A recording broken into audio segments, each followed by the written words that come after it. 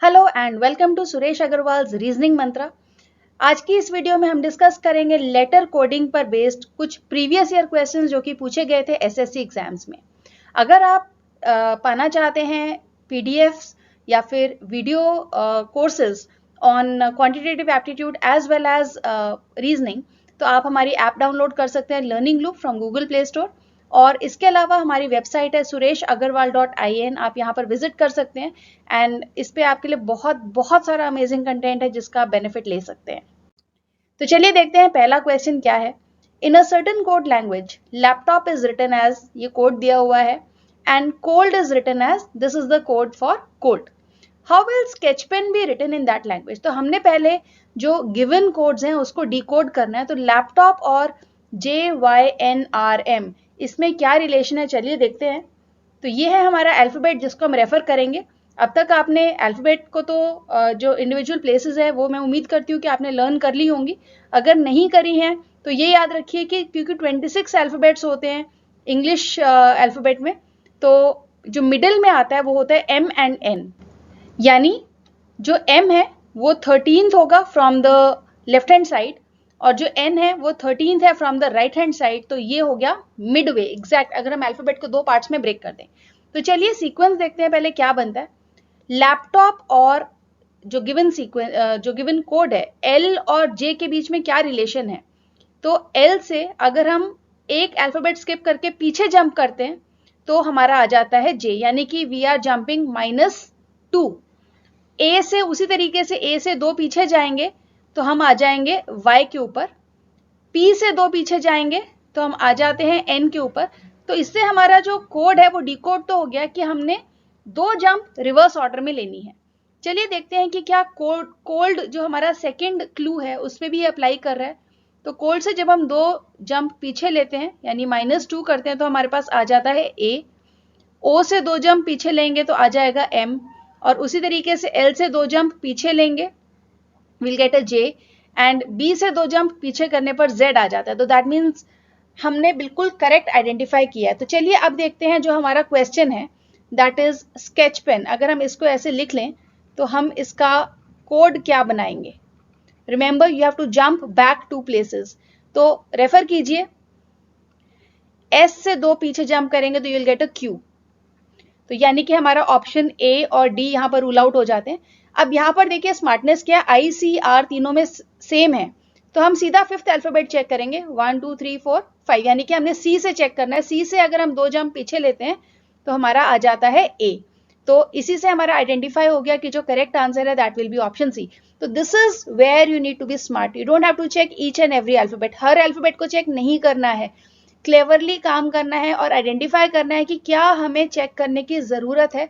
एक बार आपको पता चल गया कि किस तरह से जब कोड बनाया गया है तो बहुत इजी हो जाता है एक नया कोड क्रिएट करना फॉर अ डिफरेंट वर्ड। चलिए देखते हैं सेकेंड क्वेश्चन को। In a certain code language inner is written as this and glass is written as this, how will model be written in that language. तो चलिए code decode करेंगे पहले inner और SNNWJ को, क्या रिलेशन इसमें हम देख पाते हैं। तो यहां पर ये है हमारा I जो कि फर्स्ट लेटर है हमारे वर्ड का, और इसका जो कोड का फर्स्ट अल्फाबेट है वो है S। तो अगर हम I की पोजीशन देखें फ्रॉम द लेफ्ट तो कितने अल्फाबेट्स हुए, 9 अल्फाबेट्स हुए। और अगर हम S की पोजीशन देखते हैं फ्रॉम Z तो ये होते हैं 8 अल्फाबेट्स, यानी कि लेफ्ट से जो हमारा काउंट आ रहा है उसको -1 करके हमने राइट से कोड का जो अल्फाबेट है वो फाइंड आउट करना है। तो NN, अब N को तो अगर हम इधर से काउंट करेंगे, अभी मैंने पिछले क्वेश्चन में बताया आपको कि ये हमारा 14th होता है, और इधर से काउंट करेंगे तो वही 13th हो जाएगा। तो हमारा अप्लाई हो रहा है एकदम बढ़िया इसके ऊपर। सिमिलरली विद E अगर हम यहाँ से देखेंगे तो 5th है, तो यहाँ से हमारा W जो है वो 4th आ जाता है, एंड R उसी तरीके से हमारा कोड एकदम परफेक्टली अप्लाई हो रहा है। यहाँ पर ग्लास को लिखा है UPAII, तो एक बार वेरीफाई कर लेते हैं कि क्या जो हम आइडेंटिफाई कर रहे हैं कोड वो करेक्ट है या नहीं है। So in the word glass G को कोड किया गया है एज U। तो G की पोजीशन क्या है, 1 2 3 4 5 6 पोजीशन पे है G। तो यहां से हमने 5th पोजीशन पे देखना है तो U आ जाता है। सिमिलरली अगर हम P के L का चेक करेंगे तो L का जो पोजीशन है उसका -1 करके हमारा राइट हैंड साइड से P आ जाता है।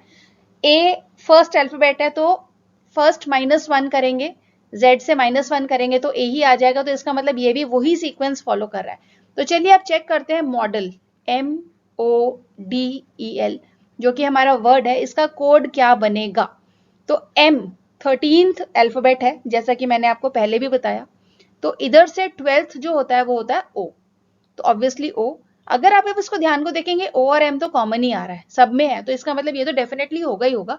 हमने मेन चेक करना है D से, तो D is the 4th letter from the left, तो यहां से हो जाएगा X, तो OMX, तो C ऑप्शन हमारा यहाँ रूल आउट हो जाता है। अब हम E को चेक करेंगे अगर, तो E is the 5th letter from the right, from the left, तो इधर से हमने 4th लेना है जो कि हो जाता है W।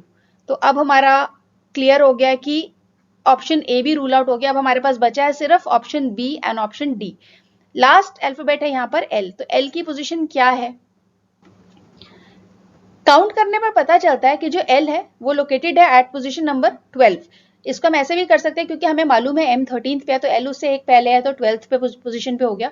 तो हमने अब यहाँ पे चेक करना है 11th पोजीशन पे क्या है, तो अगर हम यहाँ से काउंट करेंगे तो 11th पोजीशन पे हमें पता चलता है कि पी है, तो ये हमारा कोड इसका डी कोड हो गया OMXWP and option B will be the correct answer.